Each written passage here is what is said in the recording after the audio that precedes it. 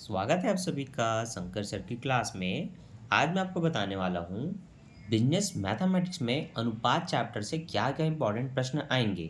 इस पूरे चैप्टर में अगर आप इंपॉर्टेंट क्वेश्चन को ही बनाना चाहते हैं तो ये वीडियो आपके लिए बहुत इंपॉर्टेंट है। यहाँ हम एग्ज़ाम में आने वाले इंपॉर्टेंट क्वेश्चन की तैयारी करेंगे जो पूरे चैप्टर में केवल कुछ ही है। अब वो क्या है चलिए जानते हैं डिटेल से। सबसे पहले आपके पास एक नया बुक होना चाहिए जो इस साल लेटेस्ट स्टडी के लिए बनाया गया है। पिछले साल के बुक में हो सकता है कुछ चीज़ें नहीं हो या चैप्टर का क्रम अलग अलग हो। ठीक है, यहाँ पर हम अनुपात वाले चैप्टर से स्टार्ट कर रहे हैं। आज हम जानेंगे कि अनुपात में क्या क्या इंपॉर्टेंट है। अनुपात में सबसे पहला इंपॉर्टेंट क्वेश्चन होता है सिक्कों का। ठीक है, सबसे पहला अनुपात की क्वेश्चन किसका होता है? सिक्कों पर आधारित प्रश्न। ठीक है, दूसरा किसका होता है? दूसरा होता है आय व्यय। ठीक है आधा व्यय था और बचत, इस पर आधारित। ठीक है, तीसरा किसका होता है? तीसरा होता है आयु संबंधित। चौथा होता है चौथा को हम कहते हैं बंटवारा या साझेदारी। बंटवारा या साझेदारी संबंध। ठीक है, पांचवा होता है मिश्रण संबंधित। तो इतने टॉपिक इम्पॉर्टेंट होते हैं जिन पर हमें आज वीडियो बनानी है और समझना है डिटेल से। तो सबसे पहले हम कहाँ से स्टार्ट करें? चलिए सबसे लास्ट टॉपिक मिश्रण से स्टार्ट करते हैं। यहाँ पर बोला जाएगा दो ऐसी चीज़ों की बातें जो अलग अलग प्रकृति की होती हैं पर उनका मिश्रण हो जाता है। जैसे कि रेत में सीमेंट डाल करके घर बनाना, दूध में पानी मिलाना। तो क्वेश्चन है 35 लीटर के मिश्रण में दूध और पानी का अनुपात 4:1 है। यदि इस मिश्रण में 7 लीटर पानी और मिला दिया जाए तो नया दूध और पानी का अनुपात क्या होगा बताइए। देखिए, लीटर में कुछ भी मान दिया रहे, इसका मतलब किसी बर्तन की बात की गई है जिसमें दूध और पानी इतनी मात्रा में मिली हुई है। तो टोटल 35 लीटर का कोई मिश्रण का बर्तन है समझ लो, उसमें पूरा भरा हुआ है वो दूध और पानी से। तो दूध और पानी का अनुपात क्या है? 4:1। मतलब दूध की मात्रा ज़्यादा है, पानी की मात्रा कम है। अब पानी की मात्रा को बढ़ा दे 7 लीटर और, तो अनुपात जो 4:1 था वो क्या बदल के हो जाएगा वो हमें जानना है। ऐसे प्रश्नों को बनाते कैसे हैं देखिए। सबसे पहले आपको लिख लेना है अच्छा, आपको पता होना चाहिए कि हम हमारा 5वां टॉपिक सॉल्व कर रहे हैं मिश्रण। ठीक है, अब इसमें सबसे पहला जो प्रश्न हम बना रहे हैं उसमें बताया है कि दूध और पानी का अनुपात है 4:1। ठीक है, आप लिखेंगे दिया है दूध और पानी का अनुपात 4:1 तथा मिश्रण बराबर कि कुल कितने लीटर का मिश्रण है। तो मिश्रण है 35 लीटर का। कितने लीटर का है? 35 लीटर का मिश्रण है। ठीक, तो आपको जानना है इसमें दूध कितना है। तो दूध का अनुपात कितना है? 4। इन दोनों को जोड़ेंगे तो कितना होगा? अनुपातिक योग 5 होगा। डिवाइडेड नहीं, मल्टीप्लाई बाय मिश्रण। मिश्रण मतलब जितने लीटर का आपका मिश्रण है उसमें आप मल्टीप्लाई कीजिए। तो 5 एकम 5, 5 सत्ते 35, 7 चौक 28 लीटर। तो आपको ये पता चला कि कितने लीटर उसमें वो शामिल है, दूध। 35 लीटर का मिश्रण में 28 लीटर दूध शामिल है। अब आपको पानी का जानना है। तो पानी का अनुपात कितना है? 1 बटे क्या होगा? 4 और 1 5, अनुपातिक योग 5। यहाँ भी आप 35 का ही गुणा करेंगे। 5 सत्ते 35, 7 एकम 7 लीटर। तो आपको ये पता चला पानी का अनुपात कितना है, पानी कितना है उसमें, उस मिश्रण में 7 लीटर पानी है और 28 लीटर दूध है। इतना जान लिए। अब प्रश्न अनुसार पानी में अगर 7 लीटर पानी और मिला दिया जाए, पानी में अगर 7 लीटर पानी और मिला दिया जाए, तो पानी है आपका खुद 7 लीटर, उसमें 7 लीटर और मिला देंगे तो ये हो जाएगा 14 लीटर। ठीक, तो अब हमें जानना है दूध और पानी का अनुपात आप क्या हो गया होगा। तो दूध है आपका 28 लीटर का, पानी हो गया 14। दोनों को काटेंगे बच्चों तो 14 एकम 14, 14 दूनी 28। अब नया जो अनुपात हो चुका है वो 2:1 हो चुका है। अब आप लोग देखेंगे, यहाँ पे एग्जाम्पल में बना बुनाया है 2:1 आता है कि नहीं। तो हाँ 2/1 आया है, मतलब आप इसको 2:1 के अनुपात में लिख सकते हैं। ठीक है, तो ये रहा आपका आंसर। इस प्रश्न की सहायता से आपको यह समझना है कि मिश्रण के प्रश्न इसी तरह के होंगे जिसमें दो अलग अलग चीज़ें आपस में मिली होगी, और उनके प्रश्नों में जितना मिश्रण होगा उन्हीं में मल्टीप्लाई करके जो दो चीज़ों का अनुपात दिया रहेगा उनको गुणा करके डिवाइड करके अलग अलग उनका मान ज्ञात करना है। अब जितना मिलाने को बोले उनको मिलाकर आप अनुपात ज्ञात कर लेते हैं। ठीक है, कई बार ऐसा भी बोला जाता है प्रश्न को, देखिए इसी प्रश्न में मैं बोलता हूँ, सुनिएगा ध्यान से। 35 लीटर के मिश्रण में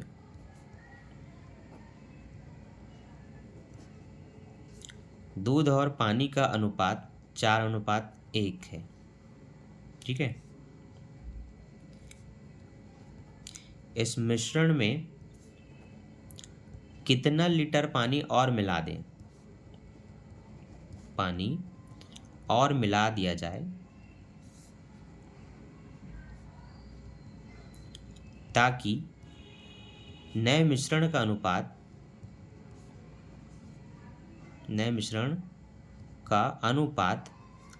2:1 हो जाए। मान लेते हैं कुछ प्रश्न ऐसा रहा जिसमें पहले कितना अनुपात था और कितना लीटर पानी या दूध मिलाने के बाद कितना हो गया ये बताया जाता है। तो अब ये कैसे बनेगा, देखो बनेगा शुरुआत में वैसे ही। आप पहले लिखेंगे हल, दिया है कुल मिश्रण बराबर 35 लीटर। ठीक, जिसमें लिखना है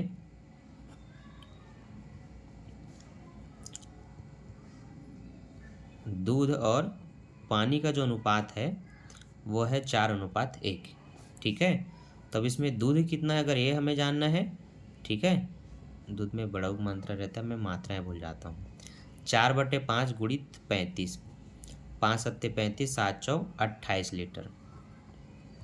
ठीक है, पानी की बात जाननी है तो वहाँ पर भी 1/5 लिख करके 35 से गुणा करेंगे, 5 सत्ते 35, ये 7 लीटर है, ये आपने निकाल लिया। अब बोला है कितने लीटर पानी और मिलाएं कि नया अनुपात ये हो जाए, नहीं पता हमें कितना मिलेगा, तो हम लिखते हैं माना मिश्रण में x लीटर पानी और मिलाने पर। ठीक है, तो देखो दूध और पानी का अनुपात अब मान कितना है, 28 और 7 है, तो आप लिख लो 28/7। पानी में कितना लीटर पानी मिलाना है, x लीटर, तो आप पानी में ऐसे x मिला देंगे, कितना हो जाता है 2:1, मतलब 2/1 ऐसे रखेंगे।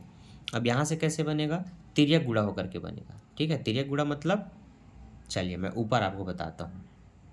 28 से कम 28, 7 दूनी 14 और 2 एक कम 2x।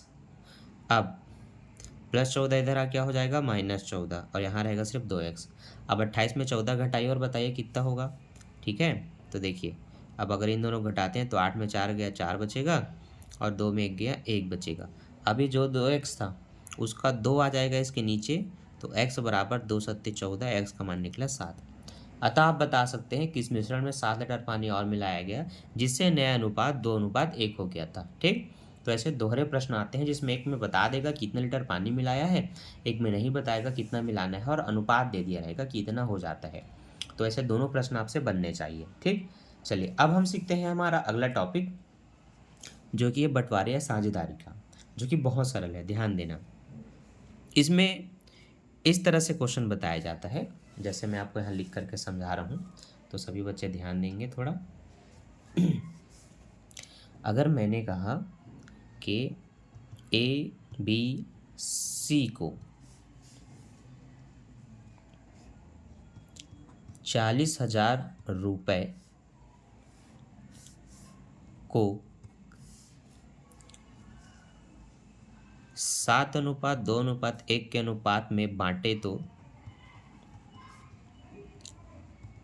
प्रत्येक के हिस्से में क्या जाएगा। ये रहा क्वेश्चन। अगर इन तीनों को इस अनुपात में इस रुपए को बांटे तो प्रत्येक के हिस्से में क्या आ जाएगा। तो हल, दिया है कुल रुपए बराबर 40,000। ठीक है। अब जो भी बांटेंगे वो साझेदार हैं, तो इसमें साझेदार बराबर A अनुपात B अनुपात C, जिनका अनुपात है 7:2:1। अब लिखेंगे प्रत्येक का हिस्सा, प्रत्येक का हिस्सा, प्रत्येक का हिस्सा मतलब A, B और C। जब A को उसका हिस्सा देंगे तो A का हिस्सा है 7, बट्टे में क्या आएगा, 7 2 9 और 1 10, बट्टे में 10, तो इन तीनों का योग आता है बट्टे में। अब B का हिस्सा कितना है 2, बट्टे में 10, C का हिस्सा है 1, बट्टे में 10। सबको कितना रुपए देना है, 40,000, तो गुणा करेंगे 40,000 से। जितना रुपए को बांटना होता है उसी को सब में गुणा करते हैं।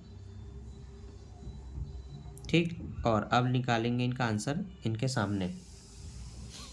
1 0 से 1 0 कटा, अभी आपके लिए 4,000 है। 4,000 सत्ते 7 चौक 28। फिर 1 0 से 1 0 कटा, 4,000 दूनी 8,000। फिर 1 0 से 1 0 कटा, 4,000 एकम 4,000। अब पता चला कि ए के पक्ष में 28,000 जाएगा, बी के पक्ष में 8,000, सी के पक्ष में 4,000। अतः प्रत्येक को इतने रुपए बांटे जाएंगे, आपको लास्ट में लिख देना है। आया समझ में। अब ऐसे ही प्रश्न रहते हैं दो साझेदारों के बीच में। मान लेते हैं कि रामू व श्यामू को 1,600 रुपये 3:1 के अनुपात में बांटना है। ठीक है, रामू और श्यामू को 1,600 रुपये 3:1 के अनुपात में बांटे तो प्रत्येक का हिस्सा ज्ञात करें। ठीक है, प्रत्येक का हिस्सा ज्ञात करें। तो चलिए हम लिख लेते हैं, दिया है कुल रुपए बराबर 1,600,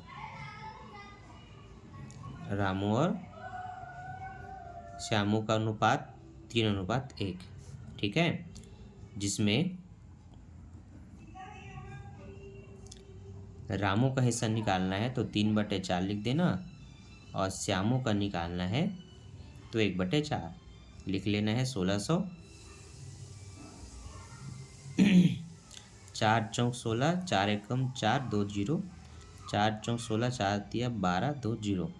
एक को मिला 1200, एक को मिला 400, कुल मिलाकर के 1,600। ठीक, क्लियर है। अतः आप लिखेंगे कि रामू के हिस्से में 1200 जाएगा और श्यामू के हिस्से में 400 जाएगा। तो ये हुए हमारे दो टॉपिक। तो हमेशा मिश्रण के क्वेश्चन ऐसे ही आएंगे जो मैंने बताया, साझेदारी के क्वेश्चन या बंटवारे के क्वेश्चन ऐसे ही आएंगे जो मैंने आपको समझाया। अब आपको समझना है आयु संबंधित प्रश्न। कौन से? आयु संबंधित। देखिए, आयु संबंधित प्रश्नों में अभी हम अपने आयु संबंधित प्रश्न पढ़ेंगे। आयु संबंधित प्रश्नों में स्पष्ट रूप से बताया जाएगा अभी हम 5वें प्रश्न में हैं, सभी का 2-2 प्रश्न पढ़ के समझ रहे हैं। आयु संबंधित प्रश्न में लिखा रहेगा कि ए और बी की वर्तमान आयु का अनुपात, वर्तमान आयु का अनुपात 3:2 है। ठीक, 16 वर्ष पश्चात, पश्चात मतलब होता है बाद, 16 वर्ष पश्चात में उल्टा लिख लिया, सॉरी, ये 16 वर्ष पश्चात इनकी आयु का अनुपात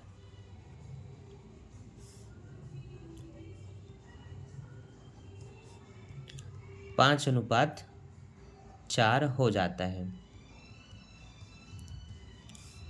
तो दोनों की वर्तमान आयु ज्ञात करें।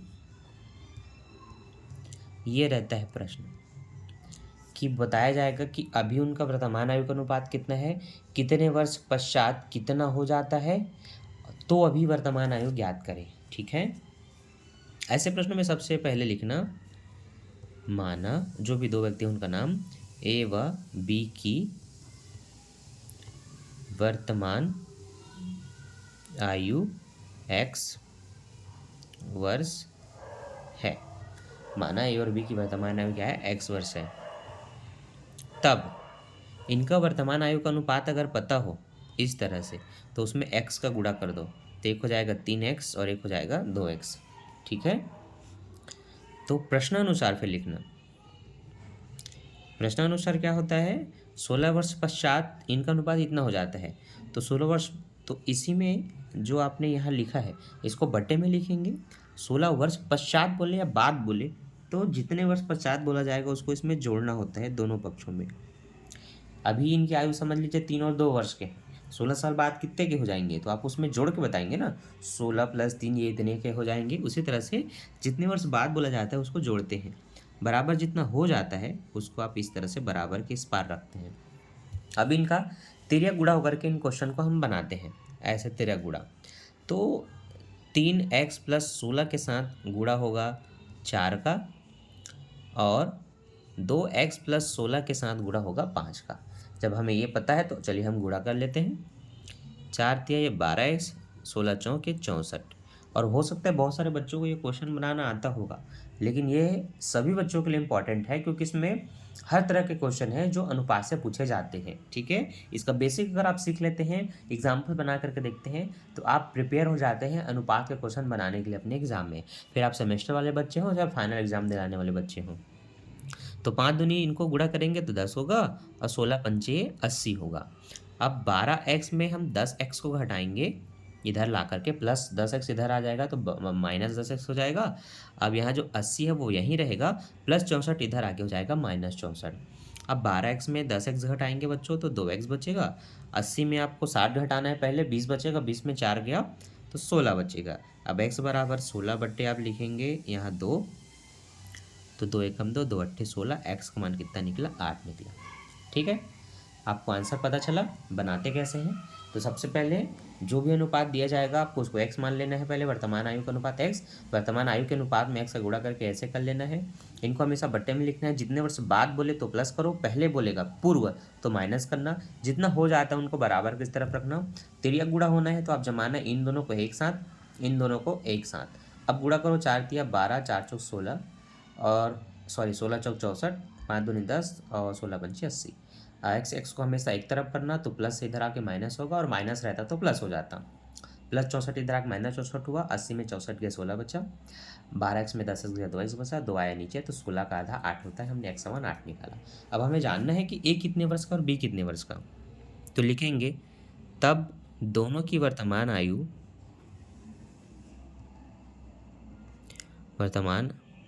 आयु बराबर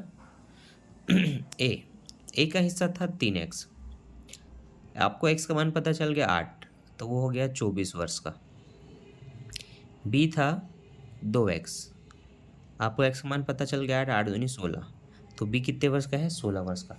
ये हुआ क्वेश्चन कंप्लीट। ठीक है, तो इस तरह से डिटेल से आपको बनाना है ताकि एग्ज़ाम में आपको ये 5 नंबर का है तो 5 मिले, 10 नंबर का है तो 10 मिले, 7 नंबर का है तो 7 मिले, 8 नंबर का है तो 8 मिले।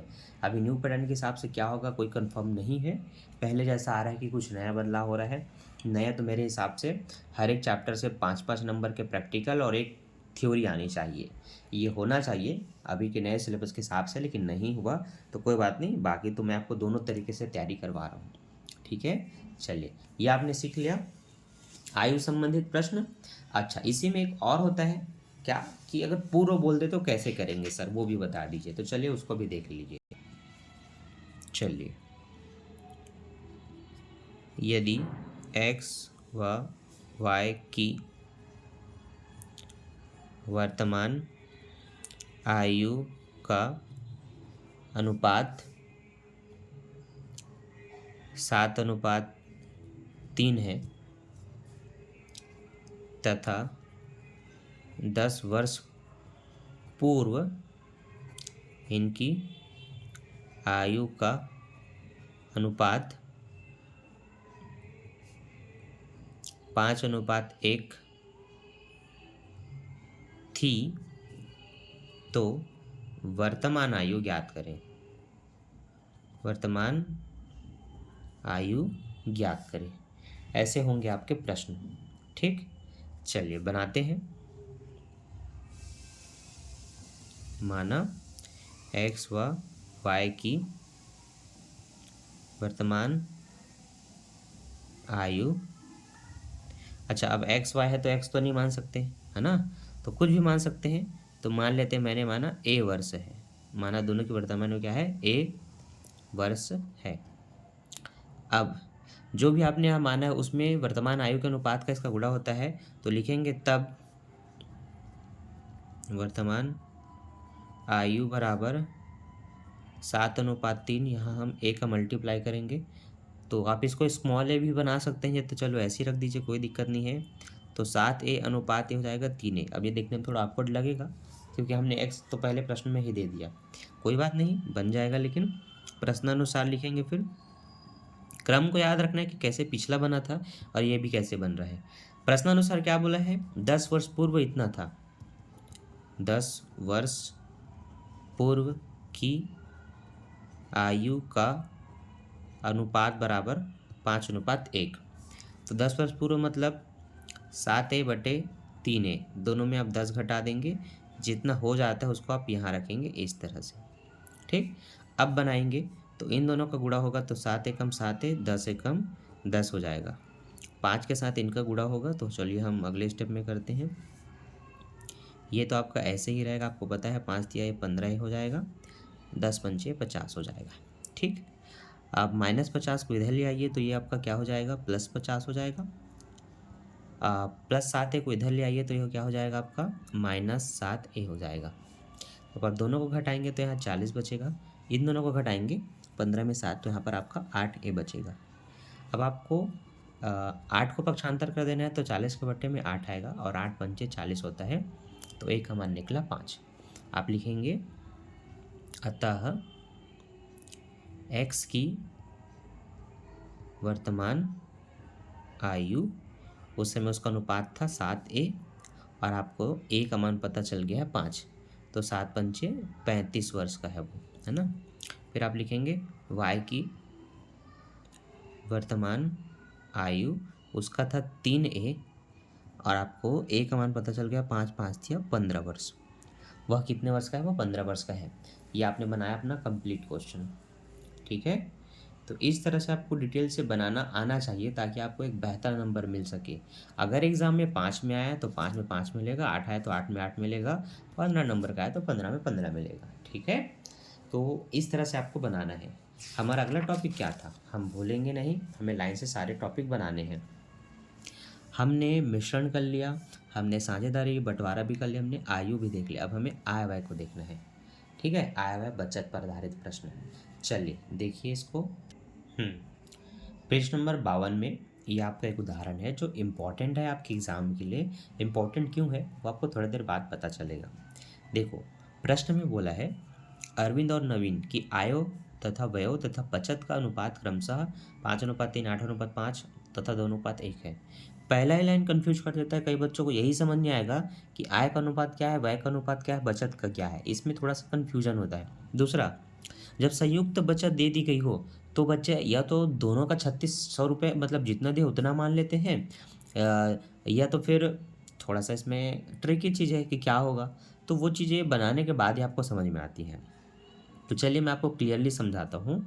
अरविंद और नवीन की आय का अनुपात है 5:3, व्यय का अनुपात है 8:5 और बचत का अनुपात है 2:1। दोनों की संयुक्त बचत है 3600 रुपये, तो वार्षिक आय या वार्षिक इनकम उनकी हमें ज्ञात करना है। ऐसे प्रश्नों को बनाते कैसे हैं चलिए मैं आपको वो बताता हूँ, लेकिन हाँ प्रश्न आपको समझना बहुत ज़रूरी होता है कि प्रश्न में बोला क्या है। देखो, दो ही व्यक्ति हैं अरविंद और नवीन, जिनका अभी हम बचत का अनुपात लिख रहे हैं। बचत का अनुपात कितना है, 2:1। ठीक है, दोनों मिला करके 3600 रुपये बचाते हैं, तो आपको इनका अलग अलग मान जानना होगा ना। तो देखो, ए का जानना है और एन का जानना है। दोनों का अनुपात अलग अलग आपको पता है, 2:1 मतलब 2/3, इसका 1/3। 3 से काटेंगे, 3 एकम 3, 3 दूनी 6, 0 0, तो 1200 एकम 1200। इसका काटेंगे 3 एकम 3, 3 दूनी 6, 1200 दूनी 2400। तो ये आपको पता चला कि ए का बचत है 2400 और एन का बचत है 1200। ये क्लियर है। अब अगर आप दोनों में 3600 लेख बनाते तो क्वेश्चन आपका वहीं पर गलत हो जाता, आगे तो पूरा चेक ही नहीं होता। तो ये चीज़ें आपको अलग अलग डिफाइन कर लेनी है। ठीक, दूसरा, जब भी आय का अनुपात दिया रहे, ठीक है, जैसे कि आय का अनुपात दिया है प्रश्न में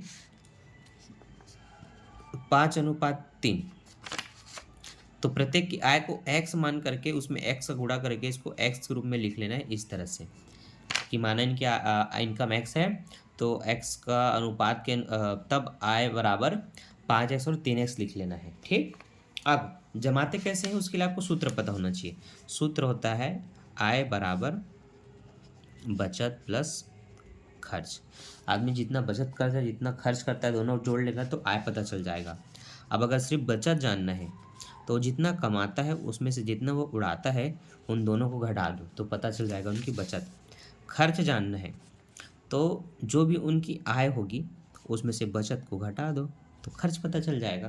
तो ये एक सूत्र 3 तरह से लिखे जा सकते हैं, ये आपको पता होना चाहिए। ठीक, तो चलिए अब इसको बनाया कैसे गया उदाहरण में मैं आपको वो समझाता हूँ। सबसे पहले तो आय को x माना है इसलिए देखो अरविंद का 5x हो गया क्योंकि आय का अनुपात 5 है और नवीन का 3x हो गया। बचत का अनुपात 2:1 है करके लिखा गया है, जिनका योग होगा 3। तो कुल बचत है 3600। दोनों का अलग अलग जानना है कि अरविंद का बचत कितना है नवीन का है। तो 2/3 और 1/3 लिख करके 3600 का गुणा करेंगे तो एक का 2400 निकला, एक का 1200 निकला। अब आपको पता चल गया कि अरविंद के द्वारा 2400 बचाया जा रहा है, नवीन के द्वारा 1200 की बचत की जा रही है। अगर हम आय में से बचत को घटा रहे हैं इनके अनुसार, आय में आय में बचत को घटा रहे हैं, कहाँ गया रे ये इधर। आय में अगर बचत को घटा रहे हैं तो बराबर क्या रहेगा, खर्च रहेगा। तो देखो यहाँ पर जमाया गया है दोनों की आय माइनस दोनों की बचत बराबर खर्च का अनुपात क्या है, देखो व्यय का अनुपात 8:5 है। तो देखो इनको रखा गया है इस तरफ। ठीक, तो इस तरह से बनाया जाता है प्रश्नों को। तो डिटेल से पूरा इस तरह से लिखने के बाद अब आगे कैसे बनेगा देखो, आपको पता चल गया कि अप्लाई किया गया है ये वाला फार्मूला। तो देखो आय का इनका अनुपात है 5:3, मतलब आप इसको लिख सकते हैं 5x/3x। ठीक, ये तो क्लियर है। बचत कितनी है इनकी 2400 और 1200, तो ये हम 2400 घटा देते हैं और ये 1200।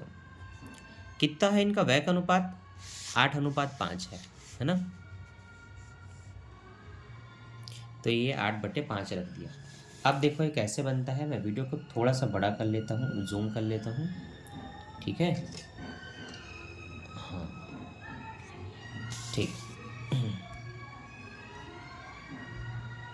चलिए देखिए अब मल्टीप्लाई होगा ये तो आपको क्लियर है। तो 5 इनके साथ मल्टीप्लाई करेगा तो इनको लिख लेते हैं इस तरह से, इनका गुणा होगा तो इनको भी इस तरह से हम लिख लेते हैं। ठीक, करें गुणा, 5 पंचे 25, 24 पंचे किनको पार आता है, 24 पंचे पता है कि नहीं, चलो अलग अलग करते हैं। 5 चौक 20 की 0, हासिल आई 1, 5 दूनी 10, 5 दूनी 10 और 1 11, सॉरी 5 चौक 20 की हासिल है 2, 5 दूनी 10 2 12 और 5 शून्य 0, 5 शून्य 0। ठीक, 8 दिया 24x, 12 अट्ठे 96। ठीक, अब प्लस 24x इधर आके क्या हो जाएगा माइनस 24x, माइनस 12,000 इधर आके क्या हो जाएगा प्लस 12,000। 25 में 24x जाएगा 1x बचेगा, 12,000 में 9,000 गया 3,000 बचा है, 3,000 में 600 भी गए तो 2400 बचता है। तो x का मान निकला 2400। अब आपको आय जानना है। ठीक है, तो पहला व्यक्ति था अरविंद, अरविंद का आय का अनुपात कितना है 5x, तो 5 में गुणा कर दीजिए 2400 का, हमने भी गुणा किया था तो इसका निकला था 12,000 है ना। अब नवीन का जानना है, नवीन का अनुपात कितना था 3x, 3 में अगर हम 2400 का गुणा करें तो 4 तिया 12 हासिल 1, 3 दूनी 6 और 1 7, 7,200। ठीक, अब आप चेक करेंगे अपना पुस्तक तो उसमें दिया हुआ है अरविंद का है 12,000 और नवीन का 7,000। ठीक, ये हुआ आपका कंप्लीट क्वेश्चन। तो आप देख सकते हैं कि प्रश्न को बनाया कैसा जाता है। तो इस तरह से आपको अपने प्रश्नों को सॉल्व करना है डिटेलिंग से लिख लिख करके, ताकि आए हुए के क्वेश्चन आपसे छूटे ना और परफेक्ट आप पूरा नंबर पाओ। ठीक है, मुझे अपने सारे टॉपिक याद है, आपको याद है कि नहीं, आए हुए हो चुका। अब हम अपने सिक्के पर आए हैं। तो अब सिक्के के प्रश्न कैसे बनते हैं चलिए मैं पहले आपको बुक से दिखाता हूँ फिर बना के बताता हूँ। देखिए पृष्ठ नंबर 50 निकाल लीजिए और अब ध्यान से देखिए प्रश्न में क्या क्या बताया गया है। एक दुकानदार के पास 8:13 के अनुपात में कुछ 50 पैसे के सिक्के हैं तथा कुछ 25 पैसे के सिक्के हैं। यदि उनका कुल मूल्य 232 रुपये है तो दोनों प्रकार के सिक्कों की संख्या ज्ञात कीजिए। आपको अगर पैसों में मान दिया हो 50 पैसे, 25 पैसे, 1 रुपये या 10 पैसे और फिर उनका अनुपात भी दे दिया हो, तो जितने पैसे का जो भी अनुपात होगा उनके बटे में कुछ संख्याएं लिखनी होती है। अब वो कैसे आप जानेंगे कि क्या लिखेंगे, उसका बेसिक कॉन्सेप्ट क्या है देखिए। अगर मैं आपसे पूछूं कि 200 पैसे में 50 पैसे या पैसों के सिक्कों की संख्या ज्ञात करें, तो आप थोड़ा सा दिमाग लगाएंगे कि 50 पैसे का एक सिक्का होगा और लगभग 200 पैसे हैं, तो 200 पैसे में कितने 50 पैसे के सिक्के हो सकते हैं। एक 50 पैसे मिला के 100 होंगे, फिर 150 मिला के 150 होगा, फिर एक 50 मिला करके 200 हो जाएगा।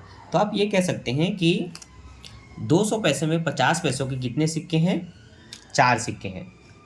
ठीक है, डायरेक्ट मान कैसे निकलेगा, देखो जितने पैसे हैं जिनका मूल्य जानना है उनसे उनको भाग दे दो, तो 0 से 0 कटा, 5 चौक 20, 4 आ गया, पता चल गया। तो हमने क्या किया, 50 का भाग दिया गया। अब मैं आपसे पूछूं कि 100 पैसे में 50 पैसे के कितने सिक्के हैं, तो सिंपल आप 100 पैसे को 50 से भाग देंगे, आएगा 2। ठीक है, क्लियर है ना। तो जहां पर 50 पैसे का अनुपात दिया होगा उसके नीचे ना आप 2 रख देना। क्या रख देना, 2। ठीक, क्योंकि 1 रुपये में क्या होते हैं, 50 पैसे के कितने सिक्के होते हैं, 2 सिक्के होते हैं। 1 रुपये मतलब 100 पैसे, 100 पैसे को 2 से डिवाइड करोगे ना तो 50 पैसे निकलते हैं। तो 50 पैसे निकलते हैं 2 से भाग दे करके, इसलिए उनके अनुपात में 2 का लिखना। ठीक है, अब मैं अगर 25 पैसे के बारे में बात करूँ, 25 पैसे तो 1 रुपये मतलब 100 पैसे, 100 पैसे में कितने 25 पैसे के सिक्के हैं ये जानना है, 4 से भाग करना पड़ेगा। 4 एकम 4, 4 दूनी 8, 2 बचा, 4 पंचे 20, तब आपका 25 पैसे निकलते हैं। इसका मतलब कि 25 पैसे का जो भी अनुपात होगा उसके नीचे में आपको 4 रखना पड़ेगा। अब उसी तरह से अगर मैंने बोला कि 1 रुपये में 10 पैसे के सिक्कों की संख्या ज्ञात करें, तो 1 रुपये में 100 पैसे 10 से भाग दीजिए, आपका 10 निकलेगा। 10 से भाग करने के कारण तो उनके बट्टे में आपको 10 रख देना है, जो 10 पैसे का अनुपात होगा। अगर ये बातें थोड़ी सी क्लियर होती हैं तो अब आप क्वेश्चन को बनाने के लिए रेडी हो जाते हैं। तो देखिए, सबसे पहले आपको मान लेना है कि उनके माना सिक्कों की संख्या क्रमशः 8x और 13x है, तो आप x मान सकते हैं, फिर गुणा कर सकते हैं, तो 8x और 13x हो जाएगा। लेकिन आपको पता है 50 पैसे का 8 है और 25 पैसे का 13 है, तो 50 पैसे का अनुपात के नीचे में 2 रखना होता है, 25 पैसे के अनुपात के बट्टे में 4 रखना होता है। अब यहाँ से हर समान करे बिना आप नहीं बना सकते, तो आपका पहला काम होगा हर को समान करना। कैसे करेंगे देखिए, एक है 8x जिसके बट्टे में 2 लिखे हैं, एक है आपका 13x जिसके बट्टे में 4 लिखे हैं। यहाँ 4 है तो यहाँ भी 4 होना चाहिए, इसलिए 2 में कितने का गुणा करना है कि 4 आ जाए ये बता दो। तो सर 2 में 2 का गुणा करेंगे, तो 2 का गुणा नीचे है तो 2 का गुणा ऊपर भी होगा, तो 2 अट्ठे 16 हो जाएगा, 2 दूनी 4 हो जाएगा। ठीक है, हर समान होते ही आप इनको एक बार लिख सकते हैं, 4 को इन दोनों को जोड़ सकते हैं तो ये 19x हो जाएंगे। अब इनका जितना भी मूल्य होगा, मान लेते हैं 380 रुपये मूल्य है, तो x बराबर आप लिखेंगे 380, 4 आएगा ऊपर, 19 आएगा नीचे, 19 दूनी 38 और ये 4 दूनी 8, 80 आपका निकल गया x का मान। फिर आप दोनों में गुणा करके अलग अलग मान ज्ञात कर सकते हैं। अब देखो क्या हुआ यहाँ से, जब हम 2 का गुणा करेंगे 2 अट्ठे 16 हो जाएगा, ये तो 13 का 13 रहेगा, दोनों जुड़ करके कितने होंगे, 16 और 13 29 हो गए। कितना हो गया, 29। अब यहाँ पर क्या किया गया, 4 को पक्षांतर किया गया, 4 को क्या किया गया, पक्षांतर किया गया। मेरे जोड़ने में शायद उसमें गलती हो गई थी ना। ठीक है, चलो यहाँ आपको पता चल गया, 16 और 13 29 हुए, 4 आएगा नीचे, तो 4 इनके साथ गुणा करेगा। अब जो गुणा करके आया उसके नीचे में 29 आएगा, तो इन दोनों को भाग करने पर आपका मान 32 निकलेगा। अब दोनों का अलग अलग मान जानना है, तो आपका पहला 8x था, दूसरा 13x था, तो 8 में गुणा कर दो 32 का, 256 निकला 50 पैसे सिक्कों की संख्या, और 25 पैसे के सिक्कों की संख्या में 13x था, 13 में x का मान 32 का गुणा करो 416 आ गया। ठीक, अब डिटेल से कैसे बनेगा, चलिए एक बार कॉपी में मैं बता देता हूँ ताकि बच्चों को थोड़ा बड़े तरीके से बनाना आ जाए, जैसे कि मैं समझाता हूँ।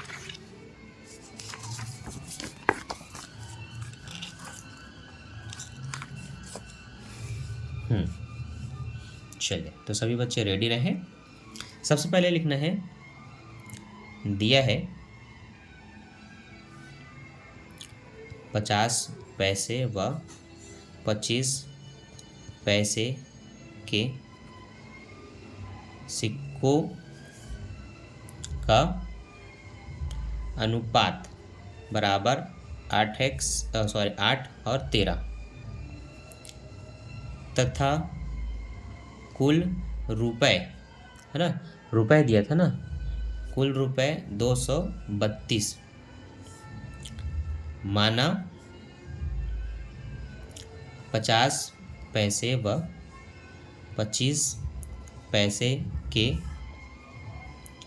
सिक्कों की संख्या x है। ये हमने मान लिया, माना 50 पैसे और 25 पैसे के सिक्कों की संख्या क्या है, x है। तब इनका जो अनुपात है ना, इसमें हम इस x का गुणा करेंगे तो हो जाएगा 8x, ये हो जाएगा 13x। ठीक है। अब इनका कुल मूल्य कितना है, 232 रुपये। तब प्रश्नानुसार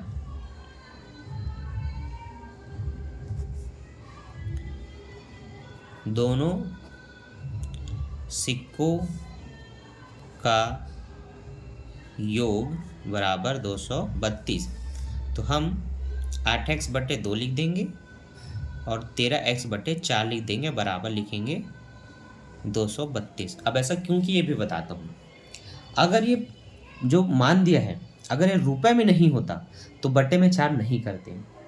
अगर ये पैसे में होता तो जैसा दिया वैसे लेकर के बना लेते हैं। लेकिन जानना है कि अगर ये रुपए में दे दिया रहे, किसमें दे दिया रहे, रुपए में, तो ये पैसे को रुपए में कन्वर्ट करने के लिए आपको इस तरह से भाग करना पड़ता है। जैसे मैंने पूछा था कि 200 पैसे में कितने 50 पैसे के सिक्के हैं, हमने भाग किया। 1 रुपये में 50 पैसे के सिक्के कितने, हमने 2 से भाग किया तो पता चला। इसलिए 50 पैसे के अनुपात में 2 का भाग, 25 पैसे के अनुपात में 4 का भाग करना है। अब हर सामान के बिना आप इसको नहीं बना सकते, तो आपको लिखना है हरों को समान करने पर। ऐसा लिखने के बाद अब आपको इसमें डायरेक्ट लिख देना है 8 दूनी 16x, 2 दूनी 4। अब ये स्पष्ट समझ में आ रहा है कि आपने हरों को समान किया। इसके बाद क्या करना है, जब हर समान होते हैं तो एक बार लिखना है इन दोनों को, और आप 16 + 13x बटे 4 लिख सकते हैं, बराबर 232, जो कि जोड़ करके 29x हो जाएगा। अब आप पक्षांतर करेंगे तो केवल x यही रहेगा, 4 आ जाएगा इसके ऊपर, 29 आ जाएगा इसके नीचे, ऐसे। अब आप जो कटता है यहीं से काट सकते हैं, आगे बढ़ने की जरूरत नहीं है। आपको देखना होगा कि 29 के पहाड़े में 232 कितने बार में आता है। तो ये देखिए, हमने भाग करके देखा है, 232 को 29 से 8 बार में आता है। तो आप जब इन दोनों को भाग करेंगे तो 29 8 232 लिखेंगे ऐसे, 4 का गुणा करेंगे तो 8 चौका आपका ये 32 आ जाएगा। और आपको पता है इसका आंसर 32 ही आया था। ठीक है, कितना आया था, 32 ही आया था। अब हम क्या करेंगे, देखिए हमने एक पेज का कंप्लीट बना लिया। अब मैं आपको इसको मिनिमाइज करके दिखाता हूँ, हमने एक पेज पूरा कंप्लीट किया कि नहीं। तो हमने शुरू से दिया है बोल करके लिखे हैं, प्रश्न भी नहीं लिखे हैं, और पूरे एक पेज का हमने लंबा बना लिया। अब इसी को मैं गैप गैप करके सीधा पेज में बनाता तो सोचो और कितना बड़ा बनता है ना। इस तरह से इसको बड़ा करके ही बनाना है। अब लिख लेना है कि कुल रुपए कितने हुए। तो देखो, कुल रुपए जानना है ना, तो हमको मल्टीप्लाई कर लेना है। तो ध्यान देना, 50 पैसे का जो अनुपात था वो कितना था, 8x था। ठीक है, आपको 8 और x का मान पता है 32, 8 दूनी 16 हासिल है, 8 × 24 और 1 25। ठीक है, 256 तो उसी का निकल गया, और कुल मान कितना था, 232 था। अब वैसे ही जान लेते हैं 25 पैसे का, उसका था 13x, 13 में 32 का गुणा, 13 दूनी 26 के 6 हासिल है 2, 13 × 39, 39 और ये आपका 41। ठीक है, तो आप लिखेंगे अतः 50 पैसे के सिक्कों की संख्या 256 है तथा 25 पैसे के सिक्कों की संख्या 416 है। ठीक है, देखिए कॉमन सी बात है, आपको ये पता होना चाहिए कि 1 रुपये में 50 पैसे के 2 सिक्के होते हैं और उसी 1 रुपये में 25 पैसे के 4 सिक्के होते हैं। ठीक है, तो रुपए में मान भले जो भी दिया गया हो, रुपए में मान जैसे 232 दिया गया था, आंसर जोड़ के इन दोनों का इतना आएगा जरूरी नहीं है। ये तो 1-1 रुपए के सिक्कों की संख्या है 232, लेकिन उस 1-1 रुपए में सोचो 25 पैसे के कितने सारे सिक्के होंगे, जस्ट इसका 4 गुना, 50 पैसे के जस्ट इसका 2 गुना होगा। ठीक है, ये होता है क्वेश्चनों को समझना बेसिक से और बनाना। आई होप आपको ये पूरा सारा भी समझ में आया होगा कि हर चैप्टर में मतलब हर यूनिट में, हर एक्सरसाइज में कैसे अलग अलग क्वेश्चन दिया गया, उनका सार क्या है। और अगर आपने अब तक वीडियो को पूरा देखा तो वीडियो को एक लाइक कर दो भाई, और अगर कर दिए होगे तो बहुत बहुत शुक्रिया। चलिए अब मैं आपको इसमें से एक क्वेश्चन और बताता हूँ, फिर इस वीडियो को हम ख़त्म करते हैं। देखिए यहाँ पर बोला है बॉक्स में 1 रुपये 50 पैसे 25 पैसे के सिक्के 4:5:6 के अनुपात में है। यदि कुल मिलाकर सिक्के का मूल्य 64 रुपये है तो प्रत्येक प्रकार के सिक्कों की संख्या ज्ञात करना है। आपको पता है एक 1 रुपये के सिक्के हैं, एक 50 पैसे के हैं, एक 25 पैसे के हैं, सबका अनुपात है 4:5:6। क्लियर है, इतना क्लियर है ना आपको। अब कुल मूल्य है वो रुपये में है, तो यहाँ पर आपको रुपये में कन्वर्ट करके बनाना सिखाया है शायद। देखो आपको पता है 1 रुपये में 100 पैसे होते हैं, तो 100 का गुणा होगा तो ये 4 × 100 मतलब 400 हो जाएगा। क्लियर है। 1 रुपये में 50 पैसे के 2 सिक्के होते हैं, अगर इसमें हम 50 का गुणा करते हैं तो 50 पंचे 250 होता है। 25 पैसे वाले में 25 का गुणा कर दें तो 25 छक्के 150 होता है, इसलिए यहाँ पर 150 हो गया। तो जितने जितने पैसे को अनुपात दिया उतने उतने का गुणा कर देंगे। 1 रुपये में 100 पैसे होते हैं तो 100 का गुणा, 50 पैसे वाले में 50 का गुणा, 25 पैसे वाले में 25 का गुणा। इस तरह से ये निकला। अब इनको काटेंगे, देखिए पहाड़े में कटेगा।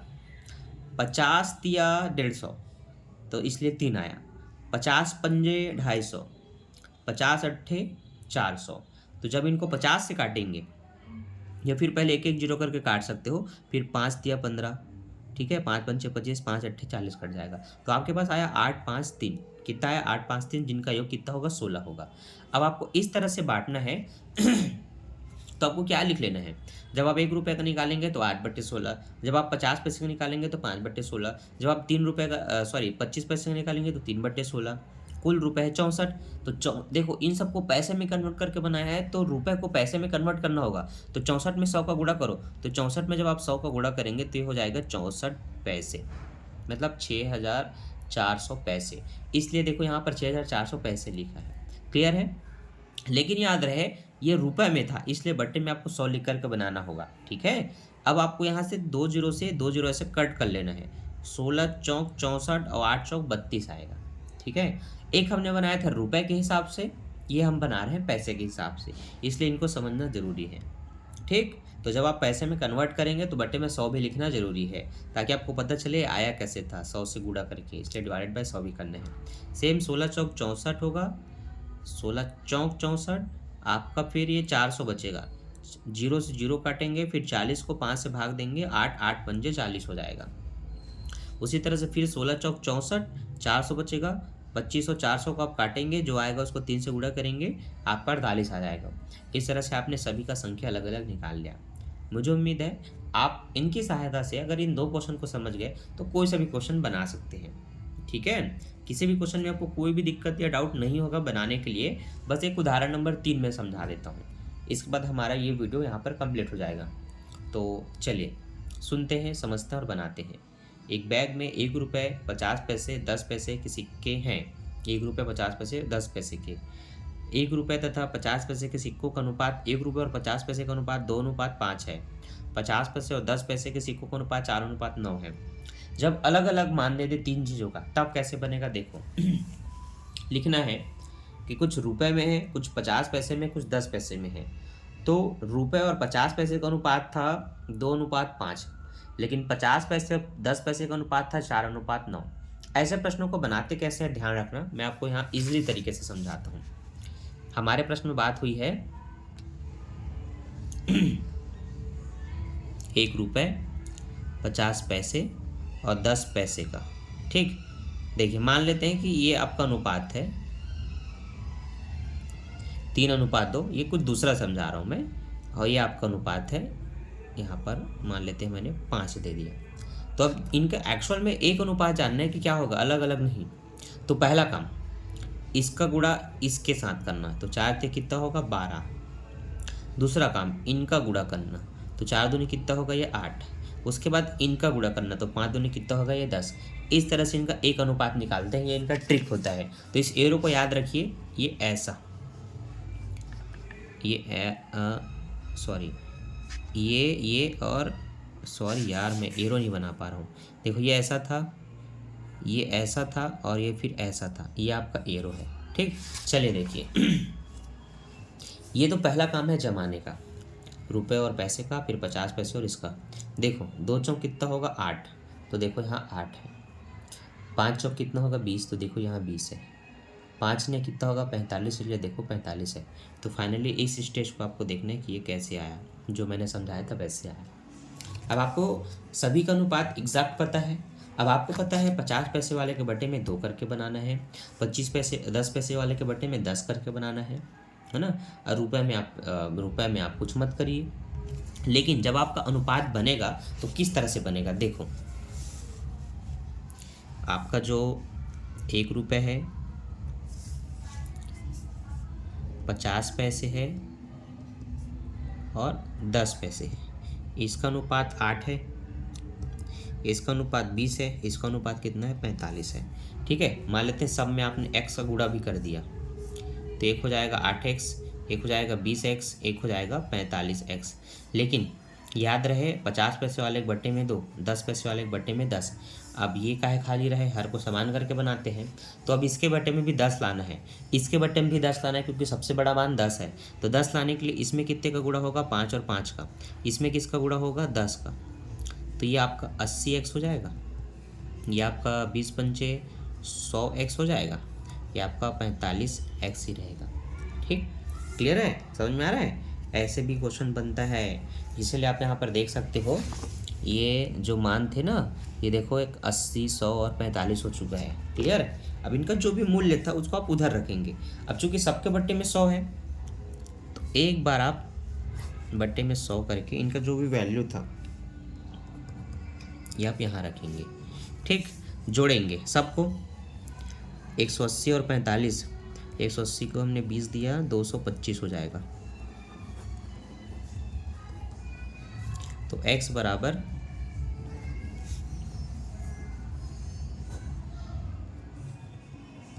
100 आएगा ऊपर, ये 225 आएगा नीचे। 5 चौक 20 और 5 पंचे 25, 5 दूनी 10, 5 दूनी 10, 5 पंचे 25, 5 निया 45, 5 चौक 20 और 5 पंचे 25, 9 पंचे 45। तो x बराबर ये आपका 500 आया। ठीक, क्लियर है। तो अब आप यहाँ पर मान देख, अच्छा बट्टे में 10 हो गया यार, मैं 100 क्यों किया हूँ, हमने बट्टे में वो किया था, एक जीरो गैप कर देंगे तो आपका 50 आएगा। ठीक, तो इस तरह से ये आपका मान यहाँ पर भी 50 आया है। फिर सबका जो भी x का मान है उसका सब में गुणा करेंगे, फिर आपका ये मान निकल जाएगा।